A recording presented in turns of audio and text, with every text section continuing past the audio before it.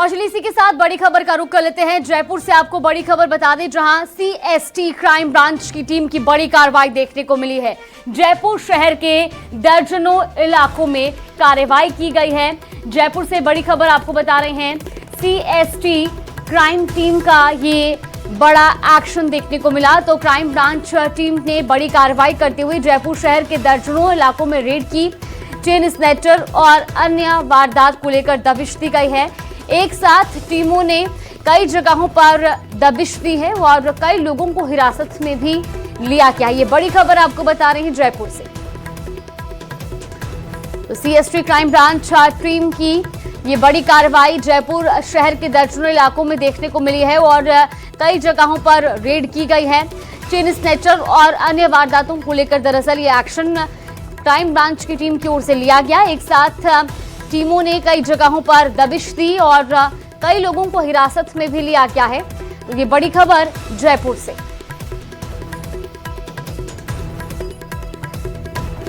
CST crime branch team की बड़ी कार्रवाई, इस वक्त की बड़ी खबर आपको बता रहे हैं जयपुर से। शहर के दर्जनों इलाकों में रेड की गई है और चेन स्नैचर्स और अन्य वारदातों को लेकर दरअसल ये एक्शन देखने को मिला है, जिसमें एक साथ कई टीमों ने अलग अलग जगहों पर दबिश दी है और कई लोगों को हिरासत में भी लिया गया है। अब इनसे पूछताछ की जाएगी और जो तमाम मामले हैं चेन स्नैचिंग और अन्य वारदातों के, उनका खुलासा किया जाएगा। फोन लाइन पे संवाददाता रोशन शर्मा हमारे साथ जुड़े। रोशन, क्राइम ब्रांच की टीम का बड़ा एक्शन देखने को मिला है, क्या कुछ जानकारी फिलहाल? देखिए, राजधानी जयपुर में जिस तरीके से चेन स्केचिंग की जो घटनाएं बढ़ रही थी, उसके बाद में स्पेशल इन्वेस्टिगेशन ग्रुप के जो कमिश्नर है राहुल प्रकाश, उनके नेतृत्व में जो है वो टीम का गठन किया गया। आज सुबह करीब 149 स्थानों के ऊपर जो है वो दबिश दी गई। इसके अंदर कई जो है जो बड़े जो चेन स्केचर्स जो थे उन्हें जो है वो पकड़ा गया है, उनसे जो पूछताछ है वो की जा रही है। इस दबिश के अंदर कहा जा सकता है कि जयपुर शहर के करीब 4 दर्जन से ज्यादा जो है उन स्थानों के ऊपर जो है वो दबिश देकर जो है सर्च ऑपरेशन जब चलाया गया तो उसके अंदर कई जो सीटर्स जो हैं, कई संदिग्ध जो लोग हैं, उनसे पूछताछ जो की जा रही है। इस जो घटना के अंदर कहा जा सकता है कि ऐसी इन गतिविधियों में जो लिप्त लोग थे उनसे जो है वो कड़ी पूछताछ की जा रही है। संभवतः इस पूरे मामले को लेकर जो पुलिस प्रशासन जो है वो प्रेस कॉन्फ्रेंस कर जो है वो पूरी जो जानकारी है वो साझा करेंगे। जिस तरीके से जो स्पेशल जो कमिश्नर ऑपरेशन जो है राहुल प्रकाश, उनके सुपरविजन के अंदर सीएसटी की ये जो है क्राइम ब्रांच की जो है कार्रवाई को जो है वो अंजाम दिया गया है। बिल्कुल रोशन, कितने लोगों को हिरासत में लिया गया है अभी तक, कुछ जानकारी इसको लेकर? जी बिल्कुल, देखिए जो कहा जा सकता है कि प्रारंभिक तौर के ऊपर जो जानकारी जो सामने निकल कर आई है उसमें करीब कहा जा सकता है कि 300 से ज्यादा जो लोग हैं उन्हें जो है पुलिस जो है वो कड़ी जो पूछताछ जो यहाँ पर कर रही है।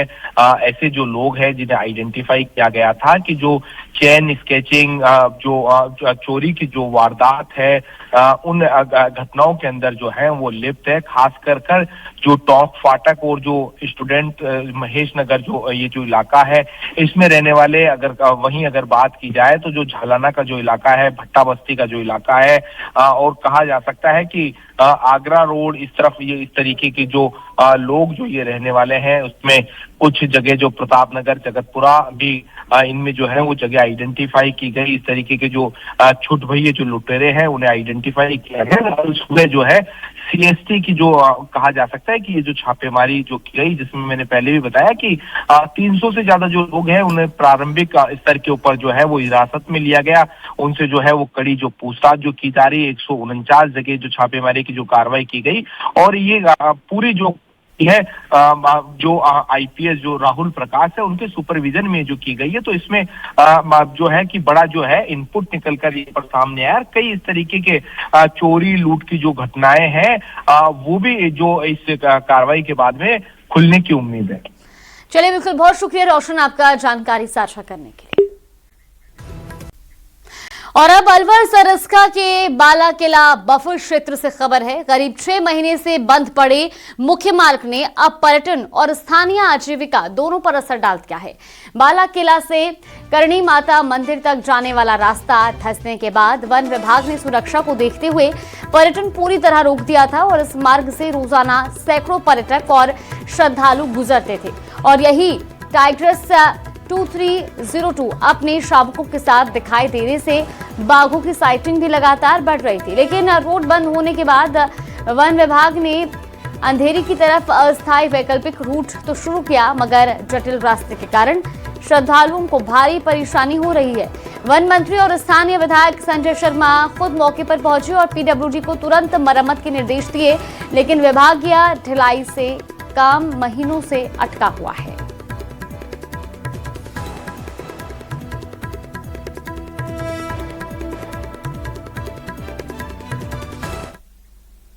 तो राजस्थान में पंचायतों के पुनर्गठन को लेकर जन आक्रोश लगातार बढ़ता जा रहा है। कहीं लोग सिस्टम पर सवाल उठा रहे हैं तो कहीं हाईवे जाम कर रहे हैं। मुख्यालय बदलने पर लोग सड़कों पर उतर आए हैं। ये रिपोर्ट देखिए। पंचायत पुनर्गठन पर फूटा गुस्सा, फैसला बदलने के लिए प्रदर्शन। राजस्थान में पंचायतों के पुनर्गठन को लेकर जगह जगह आक्रोश बढ़ता जा रहा है। कई जिलों में लोगों ने कलेक्टर के सामने अपनी नाराजगी जताई है।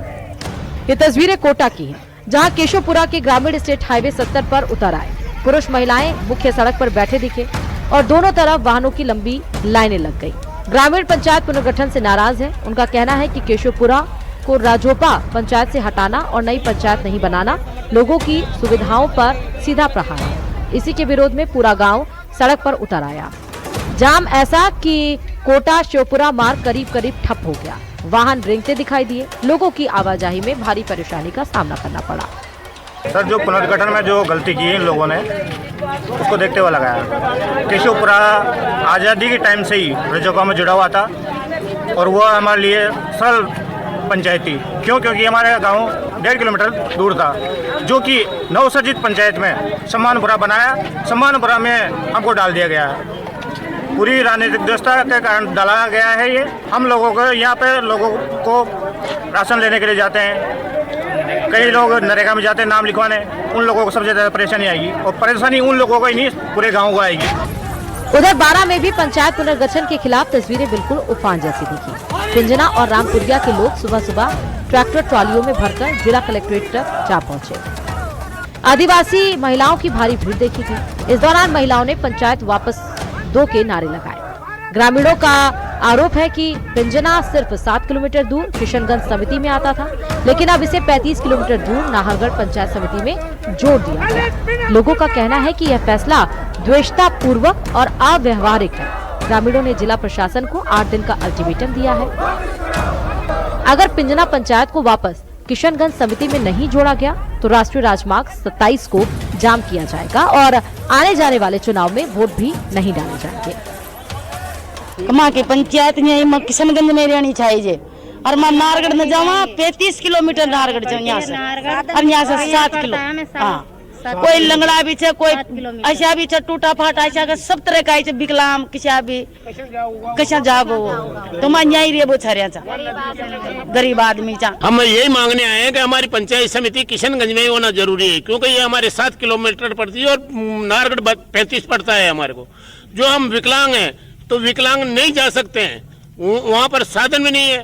कुछ वहाँ नदी का भी अवरुद्ध रास्ता है तो हम रास्ते पे भी नहीं पहुँच सकते हैं। तो हमारी मांग यही है कि हमारी पंचायत समिति किशनगंज में ही होना जरूरी है।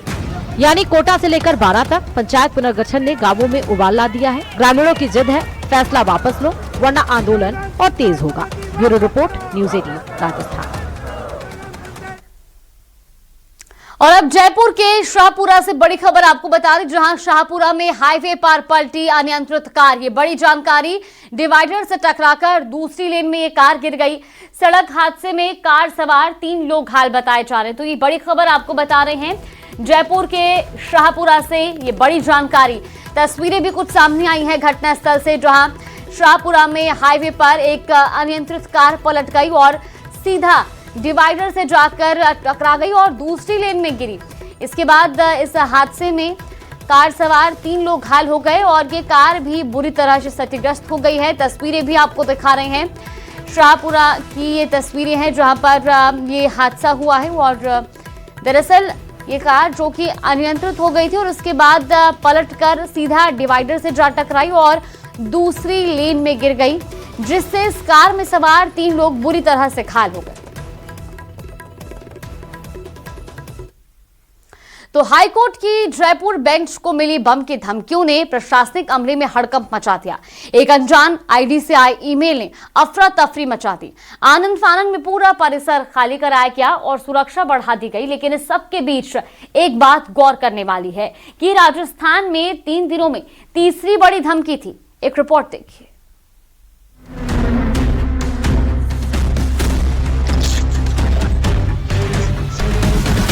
तीन दिन 3 बड़ी धमकियां। धमकी भरा ईमेल, कौन है विलेन? आज जयपुर की शुरुआत हड़कंप से हुई। वो हड़कंप जो एक बम ब्लास्ट की धमकी से मचा। राजस्थान हाईकोर्ट की जयपुर बेंच को एक बार फिर बम से उड़ाने की धमकी मिली। गौर करने वाली बात यह है कि अज्ञात दहशतगर्दों ने 3 दिन के भीतर 3 बड़े और संवेदनशील स्थानों को बम से उड़ाने की धमकी दी है। इन लगातार मिली धमकियों ने सुरक्षा एजेंसियों को हाई अलर्ट पर ला दिया है। हाईकोर्ट की जयपुर बेंच को ईमेल के जरिए मिली इस धमकी में कहा गया कि तमिलनाडु के थिरुपरनकुंद्रम मामला, इस मामले ने दुनिया भर के मुसलमानों को नाराज कर दिया है।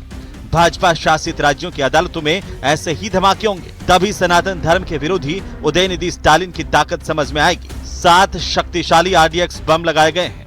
सभी मुसलमान तुरंत राजस्थान हाईकोर्ट छोड़ दें। इस ईमेल के मिलते ही हाईकोर्ट की बेंच को खाली करा लिया गया। बम निरोधक दस्ता, डॉग स्क्वाड, ATS और जयपुर के तमाम आला अधिकारी तुरंत मौके पर पहुंचे और सघन तलाशी शुरू कर दी। एहतियात के तौर पर शुक्रवार को होने वाली सभी सुनवाइयां भी स्थगित कर दी गईं। राजस्थान हाईकोर्ट के अंदर आज एक बार फिर से जो है वो बम होने की सूचना मिली है, जिसके बाद में सुरक्षा एजेंसियों के हाथ पैर फूल गए।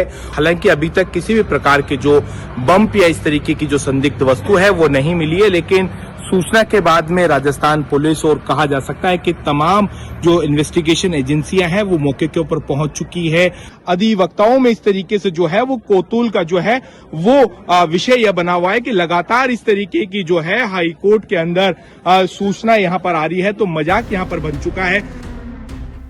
इससे ठीक एक दिन पहले अजमेर में भी ऐसा ही आतंक मचा था। लिहाजा 3 दिनों में 3 बड़ी धमकियां मिलना वाकई चिंताजनक है। बुधवार जयपुर कलेक्ट्रेट, गुरुवार अजमेर कलेक्ट्रेट और अजमेर शरीफ दरगाह, शुक्रवार हाईकोर्ट की जयपुर बेंच। ऐसे में गौर करने वाली बात यह है कि अजमेर और जयपुर की ये धमकियां अनवेरिफाइड ईमेल आईडी से आई हैं। बम की ये सूचना भले ही अफवाह हो, लेकिन ये घटना दहशतगर्दी के नए तरीकों को बताती है कि कैसे बिना किसी संदिग्ध वस्तु के सिर्फ एक अज्ञात ईमेल के जरिए अफरा तफरी मचा दी जाती है। इसे लेकर वकीलों में भी रोष दिखा। पर इस गंभीरता को ज्यादा गंभीरता से ही लेना चाहिए। एक साल में शेर आया ऐसी बात हो जाए और किस दिन आगे ब्लास्ट हो जाए। नहीं, एक साल में मेरा निवेदन इतना सा है, क्या पुलिस के पास इतने क्या कहते हैं चीजें नहीं है कि एक मैसेज को ट्रेस आउट कर सके कि ये मैसेज कहां से आता है? क्या इनके पास इतने संसाधन नहीं है? आज की टेक्नोलॉजी का जमाना, 1 मिनट लगती है। हालांकि हाईकोर्ट प्रशासन ने पुलिस को और कड़ी सुरक्षा देने के निर्देश दिए हैं, लेकिन 3 दिनों में 3 बड़ी धमकियां मिलना सुरक्षा व्यवस्था पर गंभीर सवाल है। फिलहाल सुरक्षा एजेंसियां हर हालात पर पैनी नजर बनाए हुए हैं। Bureau report, news 18 Rajasthan. तो वहीं जोधपुर एम्स अस्पताल के सामने स्थित श्रीजी गार्डन में विवाह समारोह के दौरान बड़ा हादसा टल गया। समारोह में छोड़े गए पटाखों से अचानक स्टेज पर आग लग गई, जिससे अफरा तफरी मच गई। हालांकि मौजूद लोगों की तत्परता से समय रहते आग पर काबू पा लिया गया। घटना का वीडियो सोशल मीडिया पर तेजी से वायरल हो रहा है और ये वीडियो आपको टीवी स्क्रीन पर भी दिखा रहे हैं। तो समय रहते इस आग पर काबू पा लिया गया, वरना एक बड़ा हादसा हो सकता था। लेकिन पटाखों से किस तरह से लापरवाही बरते जाने पर कितना खतरनाक हादसा हो सकता है ये आप इस घटना से समझिए। आग लगने से इस पूरे कार्यक्रम में अफरा तफरी का माहौल देखने को मिला। एम्स के सामने स्थित श्रीजी गार्डन में ये हादसा हुआ। हालांकि समय रहते आग पर काबू पा लिया गया। विवाह समारोह में दरअसल पटाखों से आतिशबाजी की जा रही थी और इसी बीच ये हादसा हुआ।